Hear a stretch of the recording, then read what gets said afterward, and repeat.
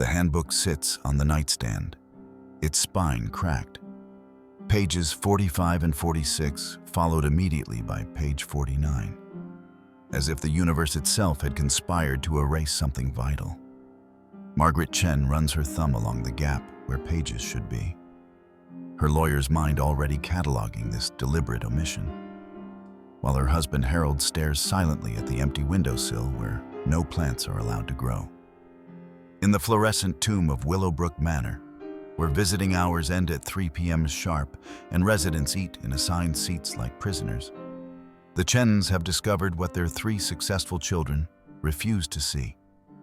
This isn't care, it's control. Just yesterday, they'd been tending Harold's prize-winning roses, discussing which variety to enter in the state competition. Now they're room 247. 2 more elderly problems to be managed by staff who speak in the third person.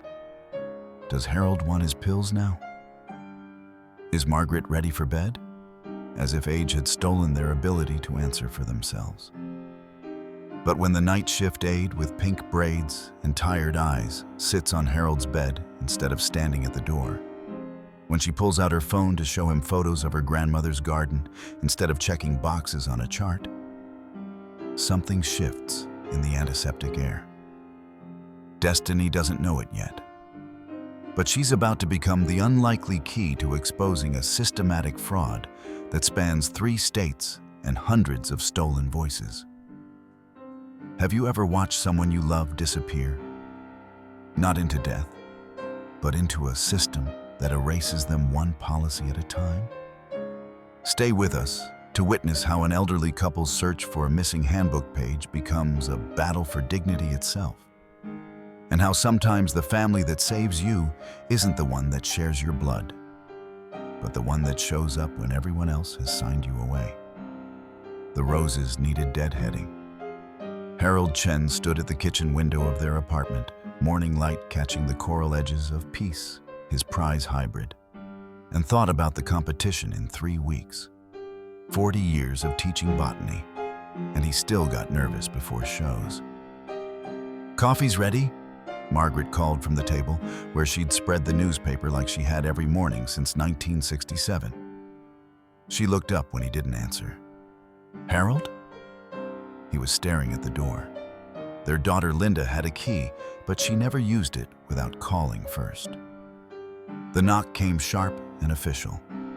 Margaret folded her paper with the precision she'd once used closing contracts, already cataloging the wrongness. 8:47 a.m. on a Tuesday. Linda in a navy suit that meant business, 2 faces on her phone screen. David and Sarah, their other children, arranged like a tribunal. "Mom, Dad." Linda's voice had that marketing executive smoothness that made everything sound reasonable. "We need to talk about some changes." The documents appeared from her leather portfolio. Incident reports, medication logs, a fender bender from 2 months ago that Harold had already handled, with insurance. Margaret's hands went cold as she read the words, "diminished capacity and unsafe living conditions." "We've secured a lovely place," Linda continued, her siblings nodding on screen like dashboard ornaments. "Willowbrook Manor. They have a spot available today." "Today?" Margaret's lawyer mind snapped to attention. "You can't just... We have power of attorney, Mom. Remember? You signed it last year when Dad had his surgery." Margaret remembered. For medical emergencies. Not for this. "The movers will be here at noon," David said from the phone, already checking his watch. "We've handled everything." Harold walked back to the window. His roses swayed in the breeze, oblivious. He'd been planning to take cuttings this weekend, start new plants for next season. Peace was finally stable enough to propagate. "Harold?" Sarah's voice cracked slightly. "Say something." He didn't.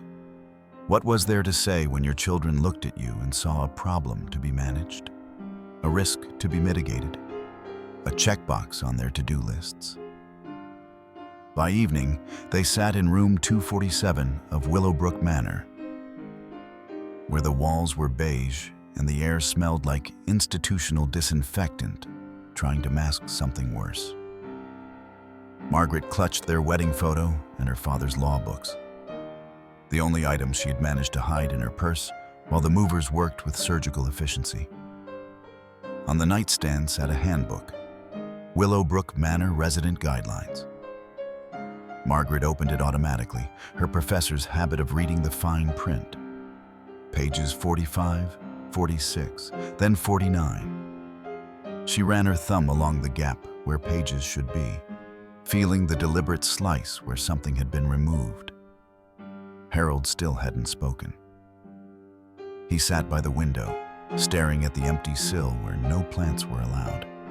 The wake-up call came at 6 sharp. Not a gentle knock, but a burst of fluorescent light and a voice announcing, "Breakfast in 30 minutes, room 247. Margaret had been awake since 4, studying the handbook's missing pages.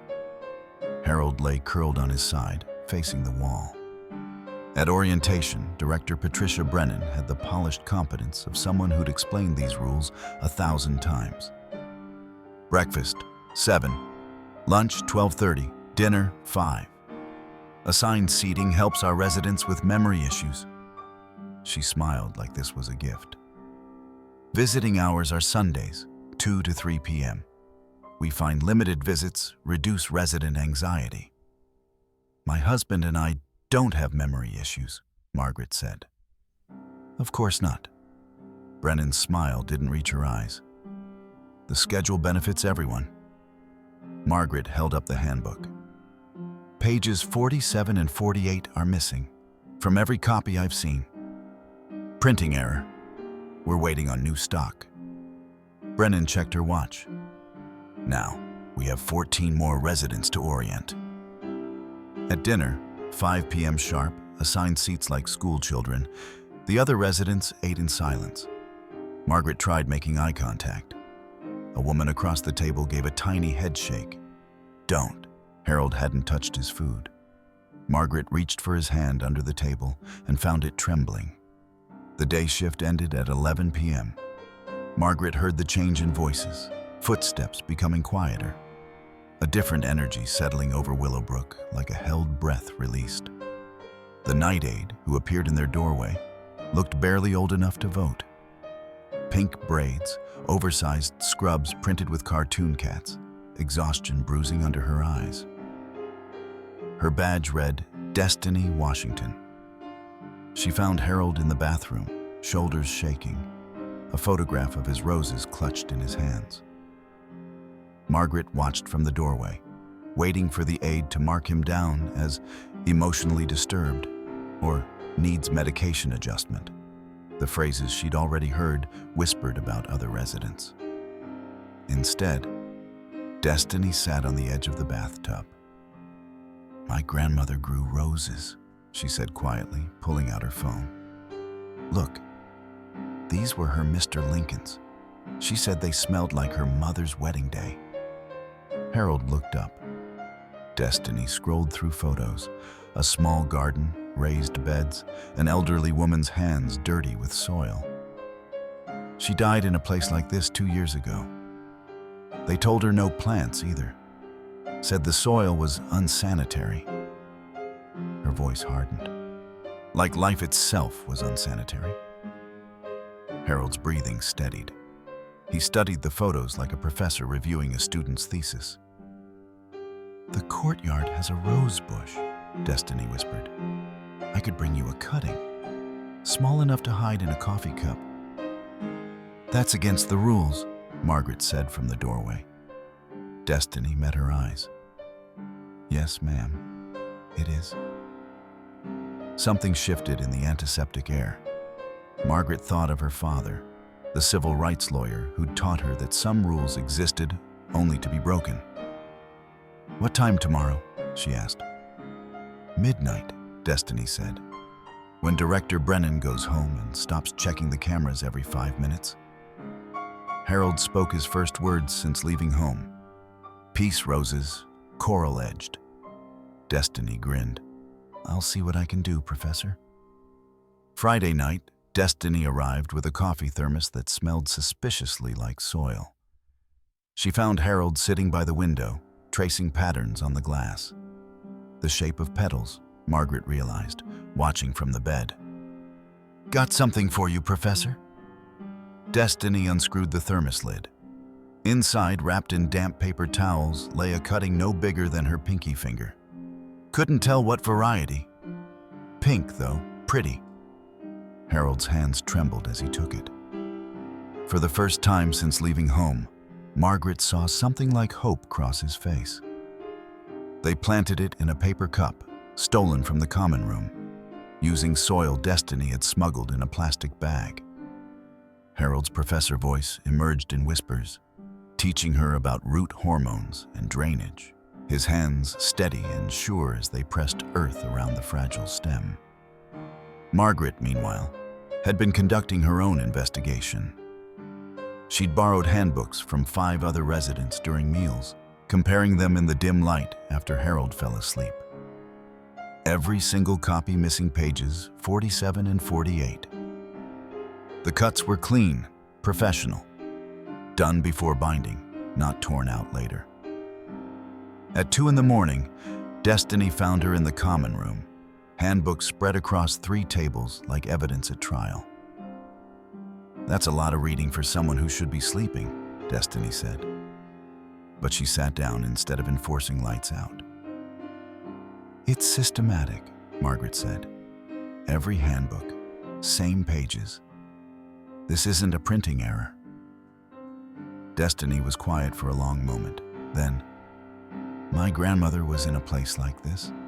Different name, same rules. She kept saying something was wrong with her medications, that they were making her fuzzy. The nurses said she was confused." She picked up one of the handbooks, running her finger along the gap. "She died 3 months later. Pneumonia, they said. But she'd been healthy when she went in."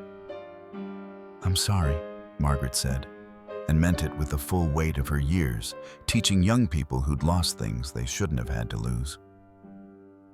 "I'm in nursing school," Destiny continued. "We have access to state records through the library database. I could request the complete handbook, official version." Margaret looked at this young woman with pink braids and cartoon scrubs who was offering to risk her job for 2 elderly strangers. "Why would you do that?" "Because my grandmother would want me to." Destiny pulled out her phone. "And because you deserve to know what they're hiding." They drafted the request together, Margaret dictating the proper legal language while Destiny typed. The form required a student ID and official justification. Destiny listed it as Research for Healthcare Ethics course. "They'll have to respond within 10 business days," Margaret said. "State law." A shadow appeared in the doorway. Harold, holding his paper cup like a chalice, the tiny cutting already showing signs of life. "She knows what she's doing, Maggie," he said, his voice rusty but clear. He looked at Destiny. "Your grandmother would be proud." Destiny's eyes filled. She submitted the request with shaking hands. Sunday visiting hours, 2 to 3 p.m. exactly. The children arrived at 2:07, already checking their watches. Linda had papers. She always had papers. "Just some medication adjustments," she said, not quite meeting Margaret's eyes. "The doctor thinks you might benefit from something for anxiety. And Dad's heart medication needs updating." Margaret scanned the forms. Sertraline, increased dosages, consent for necessary psychiatric intervention. "I'm not anxious," she said. "I'm angry. There's a difference." "Mom," Linda's voice had that practiced patience that made Margaret want to throw something. "You're not adjusting well. The staff says you've been agitated." "The staff says?" Margaret set the papers down unsigned. "Did you ask me?" David barely looked up from his phone. He'd been scrolling through emails since arriving, his body present, but his attention somewhere in the financial district downtown.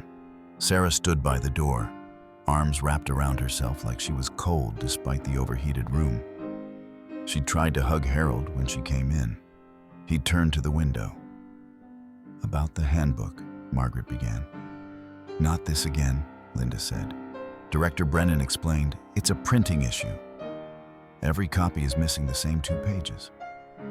That's not a printing issue. That's deliberate removal of..." "Mom, listen to yourself."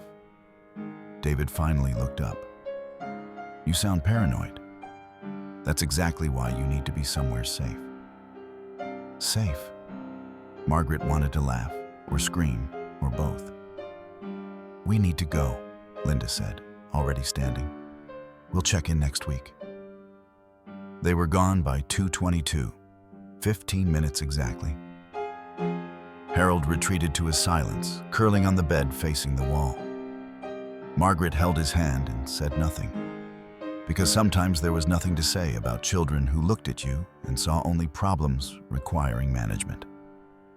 That evening, Destiny's phone buzzed during her shift. She showed Margaret the email, her hands shaking with excitement. The state records office had approved her request.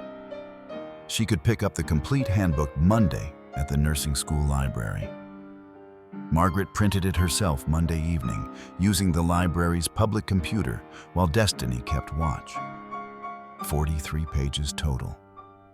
She flipped to page 47, her lawyer's heart already knowing what she'd find, but needing to see it anyway. Resident rights, internal governance. All long-term care facilities must allow residents to form an internal governance committee with voting representation in facility policy decisions. Page 48 detailed the process: 5 residents, written petition, monthly meetings, legal protection against retaliation. Destiny brought the pages to room 247 at midnight, hidden in her medication cart under a blanket.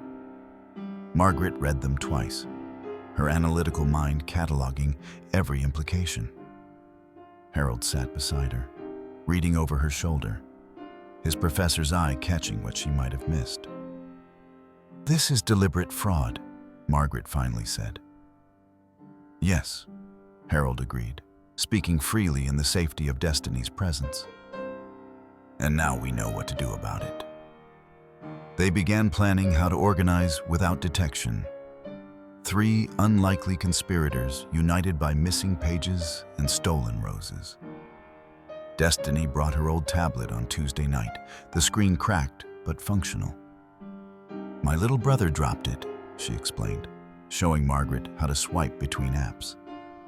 "But it still works fine for what we need." What they needed was documentation. Margaret had spent 35 years teaching students to build airtight cases from scattered evidence.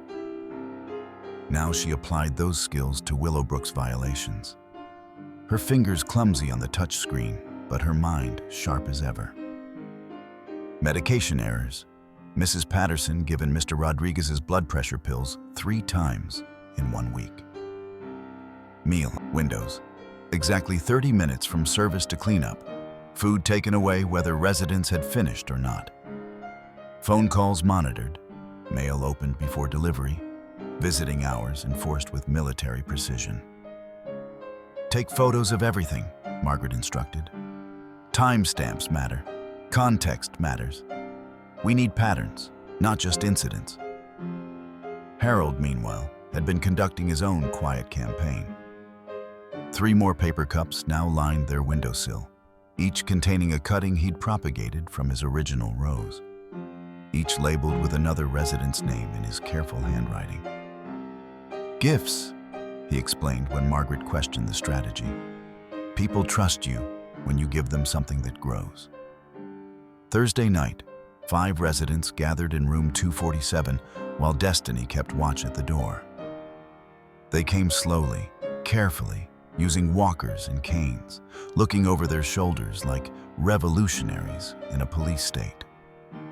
Margaret spread the printed pages on Harold's bed, 47 and 48, the missing governance rights. "They took this from us deliberately," she said, her professor voice emerging naturally. "Every handbook in this facility has been altered. That's not accident. That's fraud. One by one, the others shared their stories. Mr. Washington, a retired postal worker, had been denied phone calls to his sister for 3 weeks. Mrs. Kim, former accountant, had noticed the same billing irregularities Margaret had spotted. Young Mr. Torres, only 62, recovering from a stroke, had documentation of medication changes made without his consent. Harold spoke last, his voice steady in the safety of this small rebellion. "My father was in an internment camp," he said. "They took everything from him, except what he could carry in his hands. He taught me that resistance starts small, seeds planted in secret, roots that spread before anyone notices." He gestured to his paper cup gardens. "We document, we organize, we grow." They drafted their petition using Margaret's legal expertise, each resident signing with the dignity of people reclaiming their voices. 5 signatures. Written demand for governance committee formation, request for monthly meetings, and voting representation. "We submit Monday," Margaret said, "and we need evidence of how they respond." Destiny pulled out her phone. "I've been recording my shifts for 6 months," she admitted. "Since before you arrived. Ever since I realized this place operates just like the one where my grandmother died." Her voice hardened. "It's legal. One-party consent state. They don't need to know I'm documenting." The group agreed to submit Monday morning, to document everything, to meet again Thursday if they weren't stopped. As they dispersed, slowly, carefully, separately, the night security guard passed room 247's window. He paused, noting the unusual activity, the gathering that shouldn't have happened. He made a note in his log. "Possible sundowners syndrome, multiple residents. Room 247 appears to be center of confusion." By morning, that note would reach Director Brennan's desk. But by then, the seeds Harold spoke of had already been planted. Monday morning, day 10. The security guard's report sat on Director Brennan's desk. "Multiple residents gathering, room 247, possible confusion." She dismissed it with a note in the margin. "Sundowners syndrome, monitor." At 9:47 a.m., 5 residents approached the front desk. Margaret led, Walker steady, the petition folded in her cardigan pocket. Harold followed, silent during daylight hours, but his presence solid beside her. Behind them, Mr. Washington, Mrs. Kim, Mr. Torres.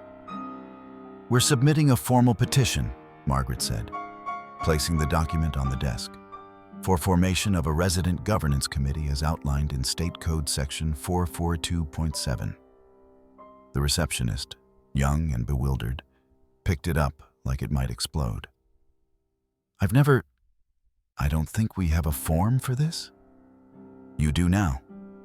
Margaret pulled out her phone. Destiny had taught her well. "I'm recording this submission for documentation purposes. We'll need a receipt with timestamp." 20 minutes of standoff. The receptionist calling supervisors. Whispered phone conversations. Finally, a hastily scribbled receipt. "Received document from residents, 10:08 a.m. Margaret photographed it before they could take it back. By afternoon, Brennan had called an emergency staff meeting. Destiny wasn't there. Day shift meant she was at nursing school. But Carla texted her a warning. "Director furious, talking about disruption protocols. Watch yourself." That night, Destiny arrived to find the committee gathered again, this time with grim news. Margaret had requested their petition from the official records. No acknowledgement, no file, nothing. "They disappeared it," Mr. Washington said, his postal worker's instinct for bureaucratic obstruction sharp as ever. "Then we document the disappearance," Margaret replied. She'd spent the day teaching herself the tablet's recording features. "Everything goes in the shared folder now. Every interaction, every denial, every violation. Harold spoke freely in the darkness, his professor voice emerging as it did only in trusted company. In faculty meetings, we'd organize through subcommittees. Smaller groups, harder to track. We need to adapt. They began documenting Brennan's response. The vanished petition, the sudden disruptions noted in their files. The medication adjustments none of them had consented to. Margaret discovered 12 instances in her own records alone. Dosage changes, new prescriptions, all signed by the in-house doctor she'd met exactly once. "This is how they silence people," she told Destiny during a break. "Not with force, but with pills that make you fuzzy, with records that paint you as confused, with systems that erase your voice one bureaucratic step at a time." Destiny recorded everything. Her phone tucked in her scrub pocket, audio running continuously. 6 months of recordings now. Evidence that would mean something if they could survive long enough to use it. "Teach me contract law," Destiny said suddenly. "The real stuff. How to build a case that can't be ignored." Margaret smiled, her professor's heart recognizing a brilliant student when she saw one. Consideration, offer, acceptance, and most importantly, documentation that proves intent. Let me show you what fraud looks like in legal terms. They worked until 3 a.m. Two women separated by 50 years, but united by understanding that justice required both courage and precision. Tuesday brought new rules, announced on printed notices slid under every door. For resident safety, gatherings of more than 3 persons require staff supervision. Room visits outside assigned hours will be documented. Safety protocols, the notices called them. Control, Margaret knew, came in many forms. The committee adapted. Rotating pairs now, meeting in different rooms, never the same pattern twice. Harold's garden had grown to 15 paper cups, distributed strategically to lonely residents who became quiet allies. Each cup a connection, each plant a reason to visit, to whisper, to share what they'd seen. Destiny created a hidden folder on the tablet, uploading her recordings with clinical precision. Margaret had taught her to catalog everything: date, time, participants, content. Build the pattern, prove the intent. Wednesday night, Margaret found financial records someone had left in the common room, accidentally or deliberately, she couldn't tell. Medicare billing for physical therapy sessions that never happened. Charges to families for premium amenities, cable television that didn't work, activities programs that consisted of 30-minute bingo sessions twice weekly. She photographed every page before returning them. Thursday night, Brennan appeared during rounds. Unusual, threatening. She found Destiny in the Chen's room, past the required check-in time, sitting with Harold while he watered his secret garden. "Ms. Washington?" Brennan's voice carried the weight of corporate authority. "Step outside, please." The formal warning came in writing. Failure to maintain professional boundaries. Excessive time spent with individual residents. Final notice before termination. Destiny's supervisor delivered it Friday morning, his face apologetic but firm. "I can't protect you if you keep this up. She's looking for a reason." "I know," Destiny said. She'd known since the first night she'd sat with Harold instead of marking him disturbed. Some things were worth losing jobs over. That evening, the Chen's children received calls about declining mental state and conspiracy theories about facility management. Linda left 3 voicemails Margaret didn't return. David sent a text. "Doctor recommends psychiatric evaluation. We're scheduling for Monday." In room 247, Margaret and Harold looked at each other across 15 paper cup gardens and 6 months of recorded evidence. "They're escalating," Margaret said. "So do we," Harold replied. His daytime silence had become strategic now, a tool he wielded deliberately. Let them think him confused. Let them underestimate what he understood. Destiny arrived at midnight with news. Carla, the day shift nurse with 20 years' experience, had admitted she'd been documenting medication errors independently. "I can't ignore it anymore," Carla had whispered. "Even if it costs me this job too." Together, they'd accessed the billing records showing systematic Medicare fraud spanning 3 facilities in Willowbrook's corporate chain. The evidence was mounting. The question was whether they'd survive long enough to use it. The children arrived Monday with a psychiatrist in tow. A man who had never met Margaret or Harold, but had already formed his conclusions based on Linda's phone summary. "Mrs. Chen." He sat across from Margaret in the conference room, clipboard ready. "Your daughter tells me you've been having some adjustment difficulties. Paranoid ideation about missing documents?" Margaret met his eyes. "The documents aren't missing. They were deliberately removed. I can show you evidence." "That's exactly the kind of thinking we're concerned about." He scribbled notes without looking up. "I'm prescribing No." Margaret's voice carried her decades of classroom authority. "You will not prescribe anything without a proper evaluation." Linda leaned forward, her marketing executive voice smoothing over conflict. "Mom, he's trying to help. You're clearly under stress." "I'm under institutional abuse," Margaret said. "There's a difference." David checked his phone for the 3rd time in 5 minutes. "This is exactly what they warned us about. Classic cognitive decline, making up conspiracies." Sarah stood by the window, arms wrapped around herself, saying nothing. The psychiatrist spent exactly 5 minutes asking questions, then announced his recommendation: sertraline for anxiety, possible guardianship evaluation if Margaret continued refusing care. Harold had sat silent through it all, appearing exactly as frail and confused as they expected. But when the psychiatrist asked if he understood the situation, Harold looked up with sudden clarity. "I understand my wife perfectly," he said, his professor's diction returning. "She's the smartest person I've ever known. If she says something is wrong, something is wrong." The psychiatrist's pen paused.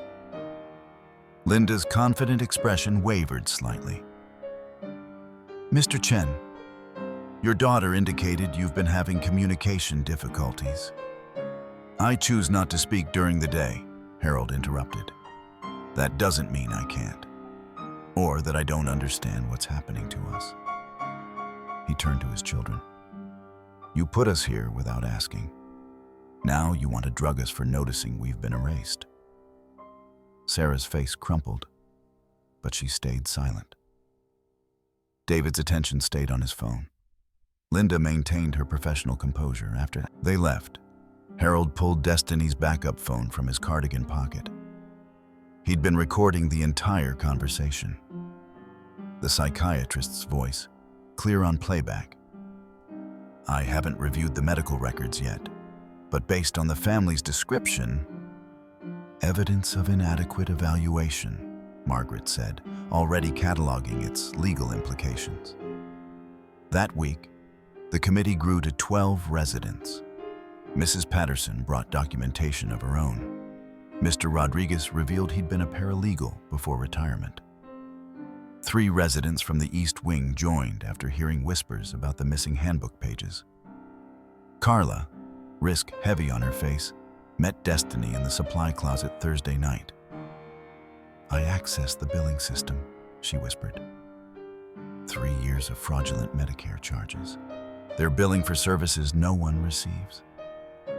Together, they downloaded everything onto the tablet's hidden folder. Friday afternoon, Brennan made her inspection rounds. She found Harold's garden, 15 paper cups arranged on the windowsill like a small rebellion. "Health hazard," she declared, and swept them all into a trash bag. Harold's anguished cry brought Margaret running, brought Destiny recording, brought evidence of cruelty that no bureaucratic language could explain away. Harold stopped eating Saturday morning. Not dramatically, he simply sat at breakfast and stared at his empty plate, touching nothing. By Sunday, Margaret had organized 8 other residents into solidarity. They called it a hunger strike, though Brennan's memo termed it coordinated refusal of care requiring intervention. The children received calls about forced feeding protocols and psychiatric emergency. Linda's voicemail carried barely concealed panic. David's text demanded Margaret stop this nonsense immediately. Sarah sent nothing, but Margaret saw missed calls at 2 a.m. Destiny worked double shifts, monitoring Harold, bringing him water, pleading quietly. "Professor Chen, please, you're scaring me." He patted her hand but ate nothing. His silence had become absolute again, but his eyes held purpose. Tuesday evening, Destiny taught Harold to use her phone for video calls. She'd found her grandmother's former lawyer, a woman named Patricia Lee, who specialized in elder rights. "You need more evidence before we can file," Lee advised from the screen, her face grave. "What you have is strong, but we need patterns. Corporate knowledge of the fraud." Margaret, sitting beside Harold, took notes with the precision that had served her through decades of contract analysis. "How much time do we have?" "Not much, if they're escalating. Document everything. Get more staff testimony if possible. And for God's sake, get Mr. Chen eating again." Wednesday, the committee discovered something that changed everything. 3 residents had died in the past year after their families questioned billing irregularities. All ruled natural causes. All cremated within 48 hours. Mrs. Patterson remembered them clearly. They were asking questions, making noise. Then suddenly, complications. "That's not evidence," Mr. Rodriguez cautioned, his paralegal training kicking in. "That's suspicion." "It's pattern," Margaret corrected. "And pattern becomes evidence when documented properly." Thursday, Destiny helped Margaret file a formal complaint with the state ombudsman, attaching 18 months of recordings, documentation of fraud, testimony from 12 residents. The submission went through at 4:47 p.m. At 6:15 p.m., Brennan announced 2 committee members were being transferred to the memory care wing for specialized assessment of cognitive decline, despite both being sharp as Margaret herself. Friday morning, an administrator cornered Destiny in the medication room. "We know what you've been doing. Stop helping them, or you lose your job and your nursing school placement. We'll make sure no program in the state accepts you." Destiny stood in the parking lot after her shift, phone in shaking hands, and called Margaret. "They know," she said. "They're coming for all of us." Margaret's voice came steady and sure. "Then we'd better be ready." Harold, listening from his bed, finally spoke. "Destiny." His voice was soft but certain. "My father always said, when they try to make you disappear, you stand up and become impossible to ignore." He reached for the water glass Destiny had left, took a sip. "Time to fight," he said. Destiny made her choice Monday morning. She'd keep helping, but smarter. The threat hung over her. Job loss, nursing school placement gone, her siblings' future jeopardized. But watching Harold barely eat while Margaret fought alone felt like betraying her grandmother's memory all over again. She taught Margaret to navigate legal databases during stolen moments, showing her how to search case law on the tablet. Together they found it. 3 lawsuits against Willowbrook's parent company in other states. Similar patterns: missing handbook pages, residents silenced through medication and isolation. "Corporate knowledge," Margaret said. her professor's mind cataloging implications. They know exactly what they're doing. This isn't one bad director. It's systematic policy. Harold ate now, but sparingly. He spoke only to Margaret and Destiny, his daytime silence absolute with everyone else. Strategic vulnerability, Margaret understood. Let them think him broken while he gathered strength for what was coming. The committee met Tuesday during prayer time in the chapel. 8 residents now, others too frightened after the memory wing transfers. They compiled their master document using Margaret's meticulous organization. 60 pages of evidence, including Destiny's recordings, photos of Harold's destroyed garden, billing fraud documentation, testimony from 12 residents who'd witnessed abuse. Wednesday afternoon, Brennan made her announcement during the communal lunch. Mr. and Mrs. Chen will be transferred to separate wings for specialized care needs.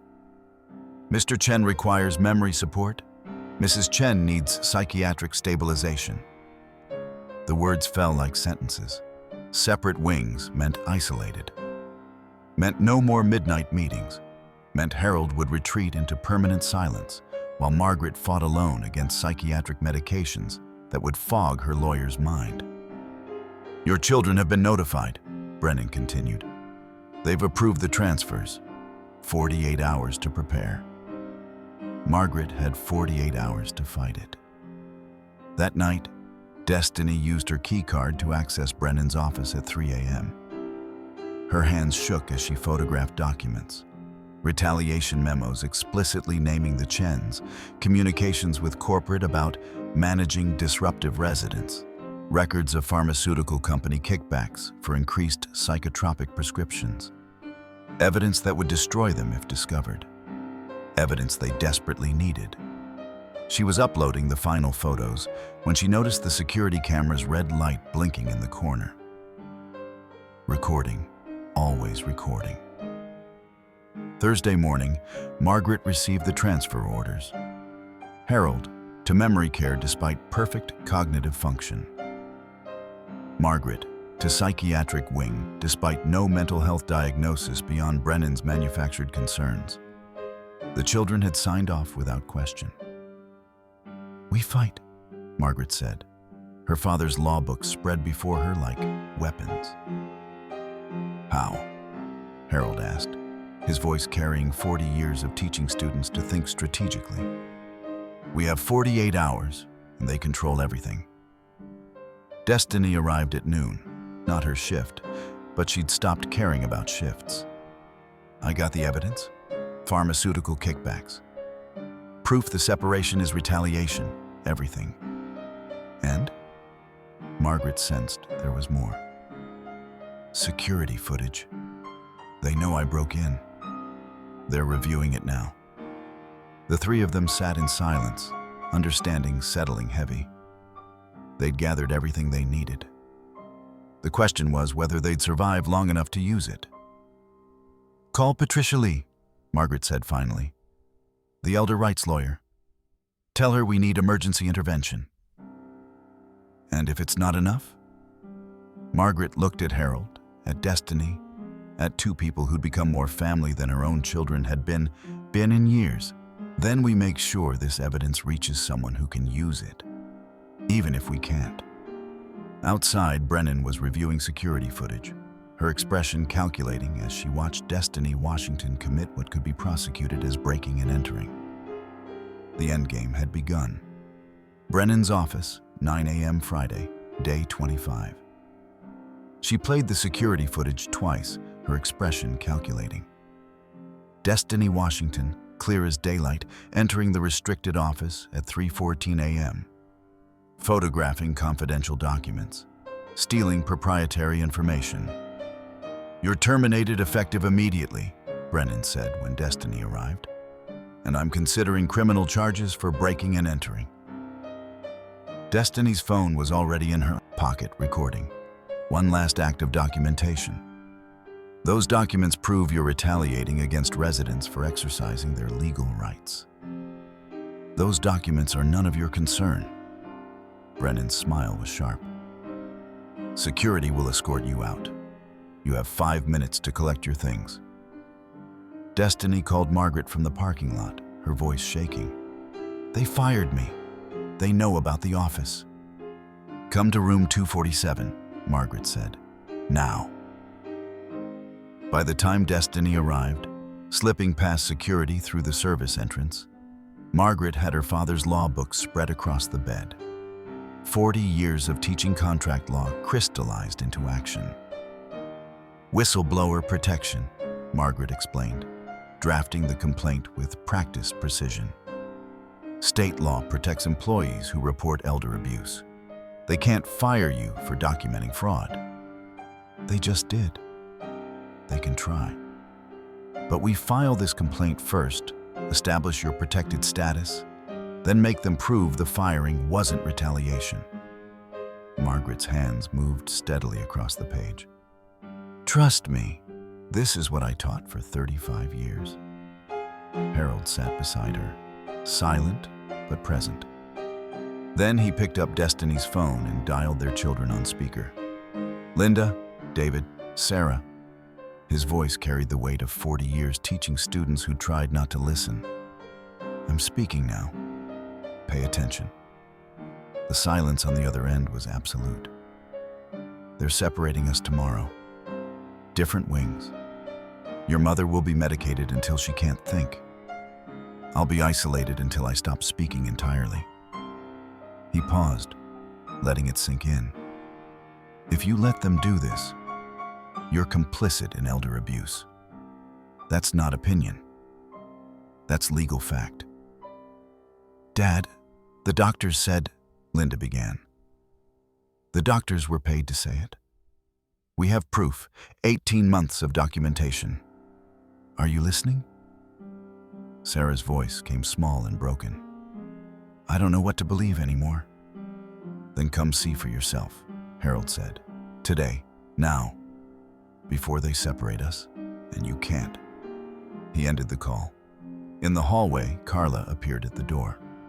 20 years of nursing, 3 children to support, every reason to stay quiet. She held up the transfer paperwork. I'm delaying this, she said softly. Filing errors, missing signatures. I can buy you maybe 12 hours before corporate notices. You could lose your job, Margaret said. I already lost 1 job for doing the right thing. Carla's voice hardened. I won't lose another by doing nothing. By noon, 8 committee members had staged a sit-in at the facility entrance, blocking the transfer team's van. Mrs. Patterson in her wheelchair, Mr. Washington with his walker, elderly resistance that looked peaceful but was strategically positioned to prevent vehicle access. At 2:47 p.m., local news arrived, alerted by Destiny's nursing school classmates who'd been waiting for this moment. Cameras captured everything. Elderly residents sitting in silent protest, staff threatening them with medication. Brennan's carefully maintained facade cracking under unexpected scrutiny. At 6:15 p.m., the state ombudsman called Margaret's room. We're opening a full investigation, she said, based on your complaint. Don't let them transfer you. We're coming.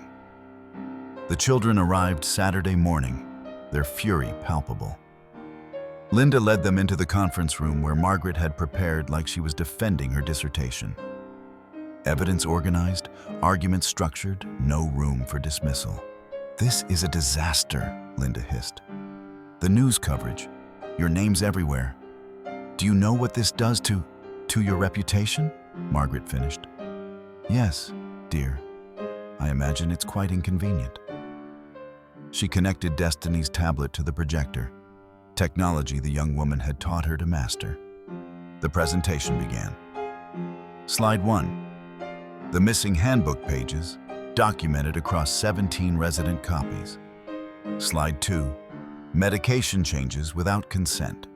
12 instances in Margaret's records alone. Slide 3. Medicare fraud. Billing for services never provided. Slide 4. Pharmaceutical kickbacks for increased psychotropic prescriptions. This is what you enabled. Margaret said, her professor voice filling the room. When you stopped listening. When you made us someone else's problem. When you signed papers without reading them. Harold stood, pulling out Destiny's phone. He played the recording from their intervention, the psychiatrist's voice clear and damning. I haven't reviewed the medical records yet, but based on the family's description, a 5-minute evaluation, Harold said, and you threatened guardianship based on that. Sarah broke first, her artistic sensitivity unable to maintain the family's practiced efficiency. What have we done? Tears streamed down her face. Mom, Dad, I'm so sorry. I should have visited more. I should have listened. You should have seen us, Margaret said quietly. Not problems to manage, not tasks to complete. Us. David checked his phone, his last defense against emotion. The facility says you're confused, making up conspiracies. These documents could be falsified? Margaret's voice cut like a blade. By 12 residents, all working together to create elaborate fraud documentation? Use your analytical mind, David. When is the simplest explanation not the truth? Linda maintained her composure, but cracks showed. This was supposed to keep you safe. Safe from what? Harold asked. Living? Outside, Destiny stood with 15 nursing students, her cohort forming a protest line. Signs read, Elder Rights Matter, and page 47 exists. Young people who understood that fighting broken systems was part of healing them. Monday afternoon, the Ombudsman's preliminary investigation concluded. Enough concerns to mandate a full state audit. Brennan, sensing her empire crumbling, attempted damage control. She suddenly approved the governance committee, offered to rehire Destiny with full benefits, promised to restore the missing handbook pages. Too late, Margaret said when Brennan presented the offer. We want a hearing, public record, full accountability.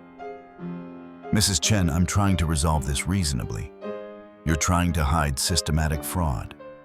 There's a difference. Tuesday evening, the state scheduled an emergency hearing for Friday.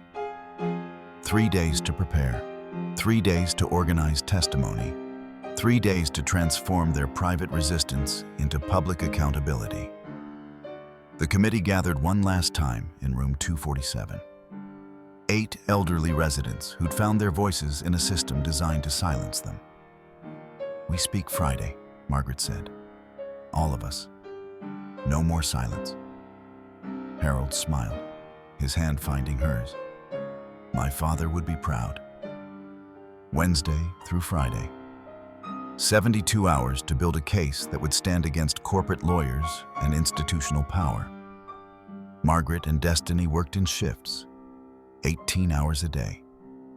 Margaret teaching while Destiny documented, both of them coaching witnesses who'd spent lifetimes being told their voices didn't matter. Harold created the visual timeline using materials Destiny smuggled in. Poster board, markers, his old lecture notes about how to present complex information simply. 40 years of teaching botany translated perfectly to teaching systematic abuse. Each incident mapped chronologically, each pattern highlighted, each connection drawn with the precision of a man who'd spent his career showing students how living systems worked. Make them see it, he told residents during practice sessions. Not with anger, with clarity. Show them what was done to us and why it matters. Thursday afternoon, other families started arriving.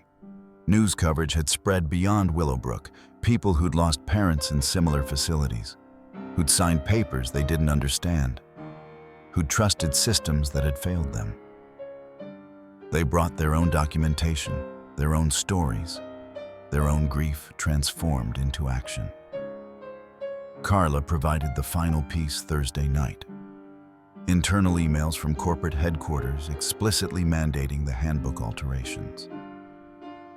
Residents' rights committees reduce operational efficiency and profit margins by average of 18%, one memo read. Standard procedure: remove pages 47-48 during binding, file under printing costs. Corporate knowledge: systematic fraud, proof that Willowbrook wasn't one bad facility, but part of a calculated business model. Friday morning, the hearing room filled 2 hours before start time. Elderly residents in wheelchairs and walkers, families holding decades-old photographs, nursing students standing in solidarity, media cameras documenting everything. The Chen children sat in the back row, separate from each other, faces unreadable. Harold testified first. He walked to the witness stand without his walker. Strategic choice, Margaret knew, showing them the man beneath the frailty they'd weaponized against him. "My father survived an internment camp," he began, his professor voice filling the room. "They took everything from him. His home, his business, his dignity. He taught me that you survive by remembering who you are, even when systems try to erase you." He described the missing pages, the destroyed garden, the systematic dehumanization of people who'd spent lifetimes contributing to their communities. "We're not confused," he said. "We're not paranoid. We're elderly people who still have voices, and they tried to silence us because our voices cost them money." Margaret presented the legal framework: fraud, elder abuse, Medicare violations, corporate conspiracy. 35 years of teaching contract law crystallized into 40 minutes of testimony that left no room for dismissal. Destiny showed her recordings. 18 months of documentation, including one from that morning. Brennan offering her $50,000 to lose the evidence and disappear quietly. "I recorded that too," Destiny said, playing it for the room. "Because documentation matters." 15 residents testified. Mrs. Patterson about medication changes, Mr. Washington about denied phone calls, Mrs. Kim about financial irregularities, each voice adding weight to the pattern. When David tried dismissing Harold's testimony, "My father has been confused since his accident." Sarah stood up. "Stop," she said, her voice breaking. "Just stop. Look at them. Really look at them. They're not confused. We were." The hearing room went silent. "We abandoned them," Sarah continued, tears streaming. "We made them someone else's problem, and that problem tried to erase them." Margaret met her youngest daughter's eyes across the room and saw, finally, recognition. The findings came Monday morning. Devastating, comprehensive, undeniable. Willowbrook Manor, guilty of systematic fraud, elder abuse, and corporate conspiracy. Federal investigation opened into the parent company. Director Brennan terminated, license under review, criminal charges pending. Mandatory reforms: restore all missing handbook pages, establish resident governance committee with voting power, hire independent resident advocate with state oversight. The position was offered to Destiny with full benefits and tuition assistance, a job that would let her finish nursing school while protecting the people who'd become family. Tuesday afternoon, the Chen children requested a private meeting with their parents. Margaret set the terms: Willowbrook's empty conference room. Destiny present as witness, no time limits. Linda spoke first, her marketing executive polish cracking. "I thought I was helping, managing the situation efficiently. I didn't..." She stopped, started again. "I didn't see you. I saw problems to solve. I'm sorry." "Sorry isn't enough," Margaret said, but her voice carried possibility rather than dismissal. "Actions matter. Consistent presence matters. Seeing us as people, not tasks, matters." David's financial logic finally failed him. "I should have listened. Should have..." He couldn't finish. Some emotions exceeded cost-benefit analysis. Sarah asked the only question that mattered. "Can you forgive us?" Margaret looked at Harold, who looked at Destiny, who looked at all of them with the wisdom of someone who'd learned that family could be chosen as well as given. "We set terms," Margaret said. "Weekly dinners, real visits, not surveillance. Restoration of our financial autonomy. We make our own decisions about our lives, and you respect them even when you don't agree." "And my roses," Harold added quietly. "I need help rebuilding my garden." The children agreed. What choice did they have, having seen what their efficiency had enabled, but the story's heart lay elsewhere? As the Chen's biological children signed agreements and made promises, the committee's work expanded. 3 other facilities in Willowbrook's chain announced they'd restore page 47. Families in 5 states filed similar complaints. Systematic abuse met systematic resistance. Destiny officially became the Chen's healthcare proxy, a role their children surrendered willingly, understanding finally that love meant trusting people to make their own choices. The governance committee held its first official meeting that Thursday. 8 residents, now legally empowered, discussing meal schedules and medication protocols and visiting hours. Small changes that meant everything. Margaret taught Destiny contract law in the evenings, preparing her for the advocacy work ahead. Harold propagated roses, each cutting a promise that beauty could survive institutional cruelty. And when the children visited the following Sunday, on time, present, actually listening, they found their parents teaching Destiny how to draft legislation. "Page 47 isn't enough," Margaret explained. "We're writing requirements that every facility must provide complete handbooks, independent oversight, and resident governance committees." Linda, surprisingly, offered her marketing expertise. David, his financial analysis. Sarah, her visual design skills. Not replacement for what they'd done, but beginning of repair. Family, Margaret had learned, wasn't who you were born to. It was who showed up when the handbook tried to erase you, and who helped you write a better one. 3 months later, Thanksgiving morning arrived, with November light streaming through the apartment windows. Their apartment, hard-won through petitions and proper support services that respected autonomy rather than erasing it. Harold stood on the balcony among 15 varieties of roses, each labeled with careful handwriting. Peace for himself, Margaret's pride for his wife, Destiny's hope, Mrs. Patterson's courage, Mr. Washington's voice. The hybrid he'd developed in secret bore coral edges and unprecedented cold resistance. He'd named it Willowbrook Resistance. Inside, Margaret reviewed Destiny's law school applications at the kitchen table, her professor's pen marking suggestions in the margins. "Your personal statement needs specificity here," she said, tapping a paragraph. "Don't just say you want to help vulnerable populations. Show them the grandmother who lost her voice. Show them Harold's destroyed garden." Destiny leaned over her shoulder, pink braids now joined by professional blazers for her new position as Willowbrook's resident advocate. The facility had tried hiring someone corporate approved, but the governance committee, now legally empowered, had insisted. "Too emotional?" she asked. "Emotion backed by documentation is testimony," Margaret corrected. "Emotion alone is dismissed as sentiment. You're learning the difference." The doorbell began its morning rhythm. Mrs. Patterson arrived first, walker steady, bringing sweet potato casserole. Mr. Rodriguez followed with his paralegal expertise and homemade tamales.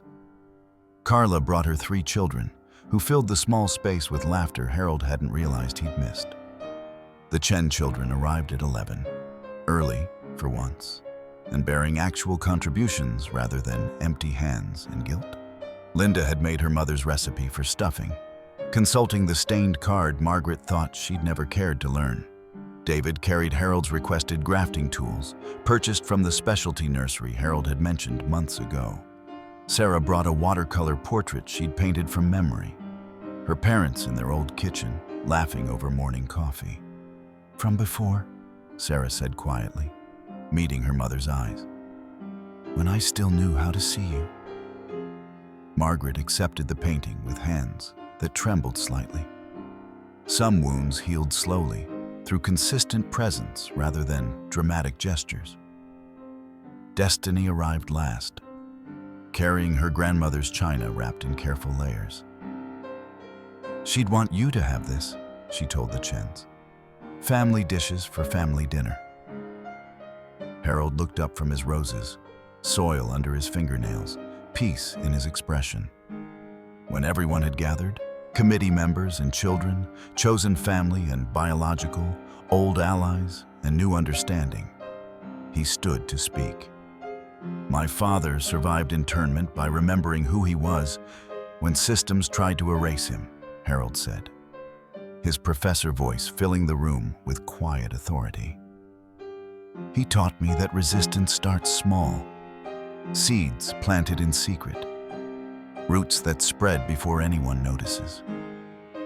Margaret rose beside him, her lawyer's precision meeting his gardener's patience. "And that family isn't who you're born to. It's who shows up when the handbook tries to erase you. And who helps you write a better one," Destiny added, pulling proposed legislation from her bag. The meal began with Harold's roses gracing the table and ended with Destiny teaching her young cousin to plant cuttings, while Margaret and Destiny drafted requirements for complete resident handbooks. Their next fight, together, rooted in the understanding that some families grew from resistance rather than blood.